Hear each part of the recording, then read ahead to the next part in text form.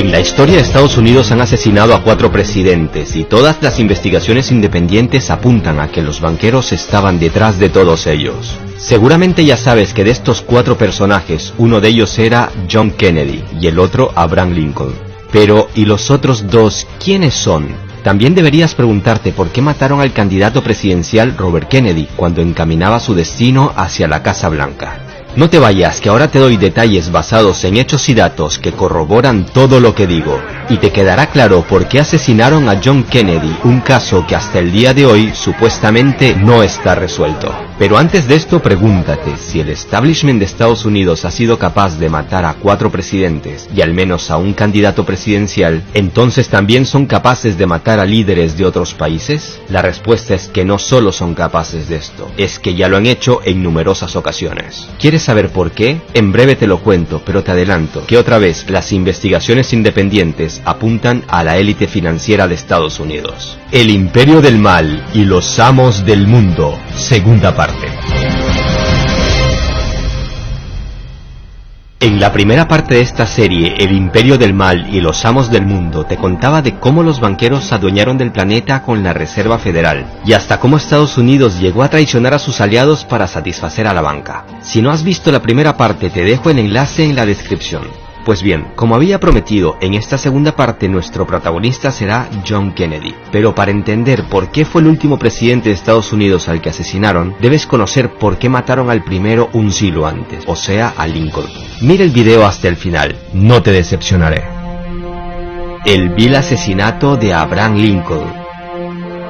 El 14 de abril de 1865, el presidente de Estados Unidos, Abraham Lincoln, recibió un disparo en la cabeza en el Teatro Ford de Washington, D.C. Si bien existe una versión oficial de por qué lo mataron, algunos hechos ocurridos algunos años antes y otros un siglo después indican a que fueron las élites financieras las que organizaron su asesinato. Permíteme recordarte que este presidente fortaleció el gobierno federal y modernizó la economía, algo que no beneficiaba mucho a los banqueros. Y también debes de saber que la guerra civil empezó poco después de que él asumiera el poder, principalmente debido a que quería abolir la esclavitud. Y tenía varios estados esclavistas en contra. En resumen, Lincoln es presidente desde 1861 hasta 1865, año en el que lo matan. La guerra civil de secesión dura desde que Lincoln es presidente hasta unos días antes de su muerte. Y también debes de saber que unos famosos billetes que no agradaban a la banca, llamados greenbacks, se empezaron a emitir desde que Lincoln llegó al poder y dejaron de emitirse justo después de su muerte. ¿No te parece raro todo esto? ¿Es esto una mera casualidad? Pues la verdad, no.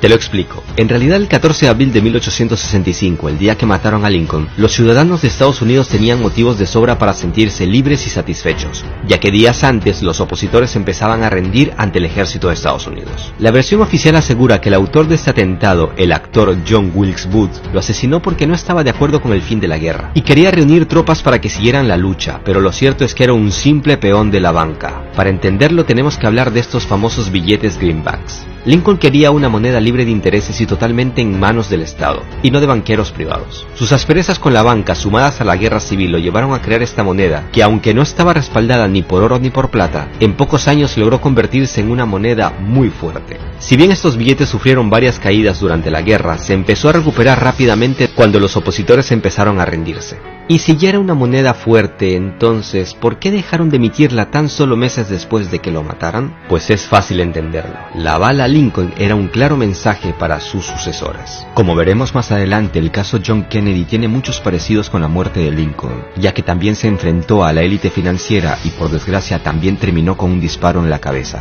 Pero para contarte el caso Kennedy, primero debes entender el caso Lincoln y luego sacar tus propias conclusiones.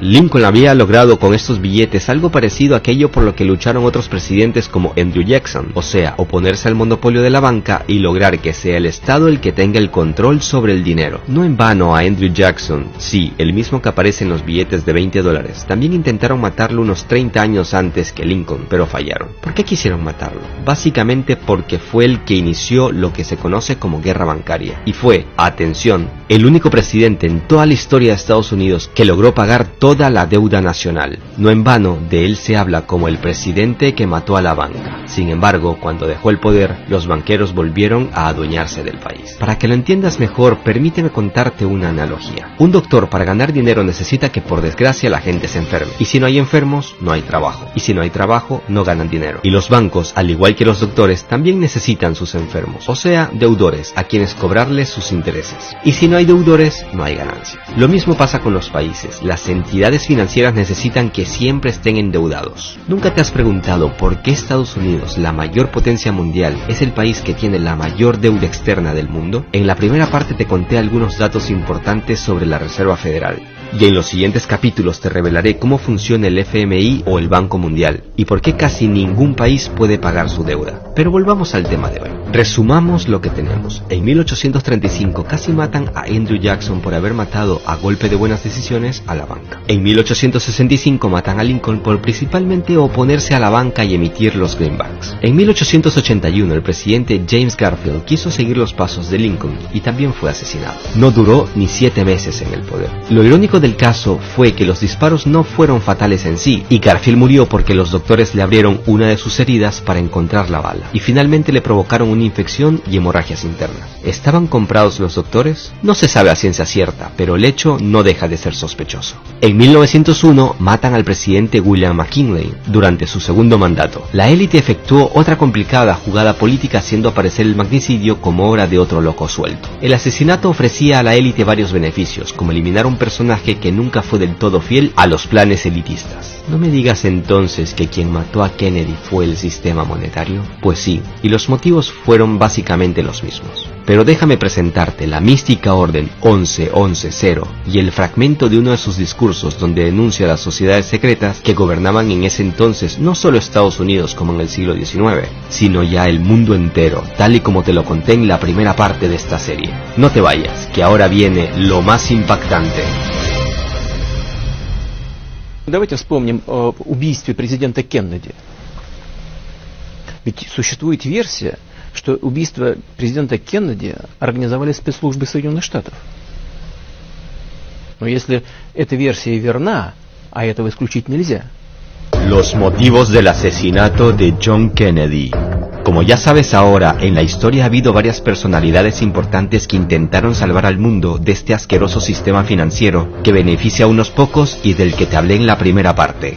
John Kennedy fue el último presidente de Estados Unidos que plantó cara a los banqueros, en concreto a la Reserva Federal, la cual, como ya sabemos, tomó todo el poder en 1913. En 1963, Kennedy empezó un plan para quitarle a la Reserva Federal su juguete favorito, las máquinas de impresión de dinero. Un decreto presidencial casi desconocido fue firmado por Kennedy el 4 de junio de 1963. Se trataba de la orden número 11-11-0, con la cual básicamente despojaba a la Reserva Federal de su poder para prestar dinero con intereses al gobierno federal de los Estados Unidos.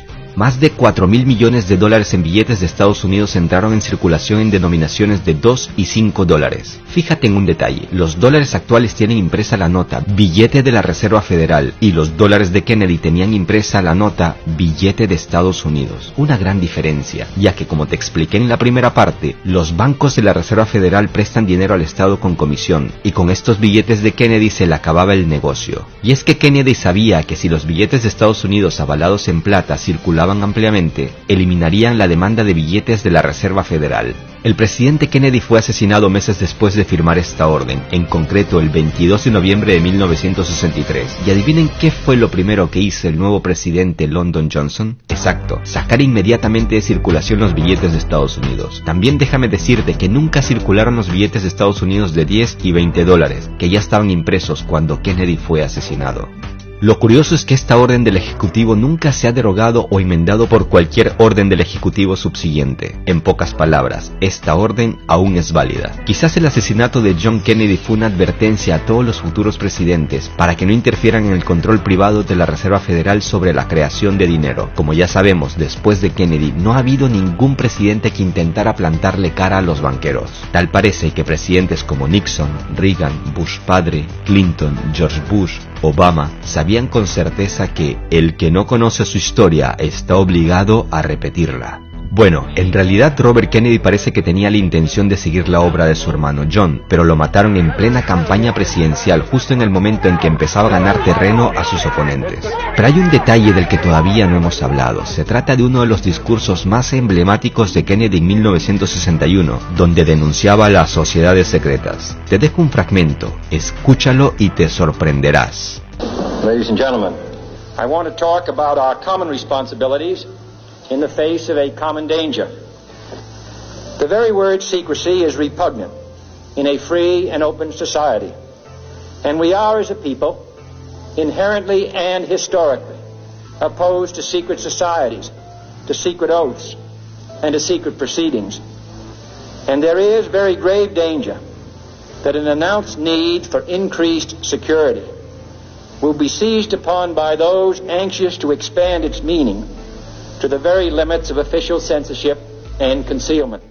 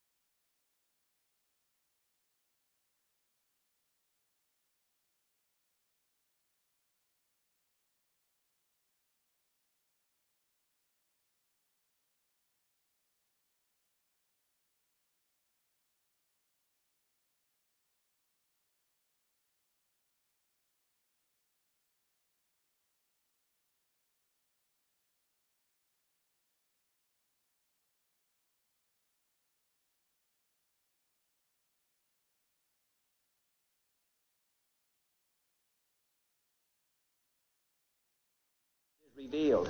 I am not asking your newspapers to support an administration, but I am asking your help in the tremendous task of informing and alerting the American people.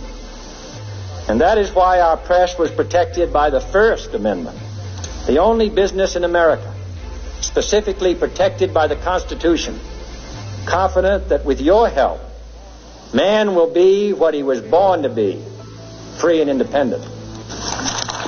Desde la Reserva Federal consideraron este discurso y la firma de la Orden 1110 como una traición, ya que según ellos, Kennedy llegó al poder gracias a las influencias de las élites financieras. John Kennedy se convirtió en lo que temían en la Reserva Federal, que un hombre con poder y querido y admirado por millones les derrumbara el reino que habían logrado construir a lo largo de muchas décadas. Ten en cuenta que la élite financiera domina no solo los bancos, sino que tiene fuertes influencias en los servicios de inteligencia de Estados Unidos, como la CIA o el FBI.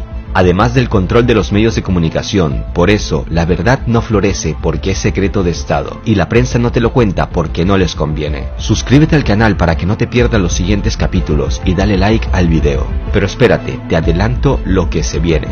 Los expertos de todo el mundo tienen algo muy claro. El dólar debió perder su estatus mundial al menos desde el año 2000, pero cada vez que parecía que su estatus iba a explotar, explotaban guerras en otros lados del mundo. En Afganistán, en Irak, en Siria, en Ucrania o en distintos países de África. En el siguiente capítulo te contaré por qué las guerras son un gran negocio. También hablaremos que los rivales de Estados Unidos como China, Rusia o Irán saben perfectamente que si el dólar cae de la noche a la mañana, no solo cae la economía de Estados Unidos, sino que el mundo se convertiría en un caos total. Por eso pensaron por mucho tiempo en una estrategia para evitar ese caos, al menos en sus países. Sobre estos y otros temas hablaremos en los siguientes capítulos de esta serie, El Imperio del Mal y los Amos del Mundo.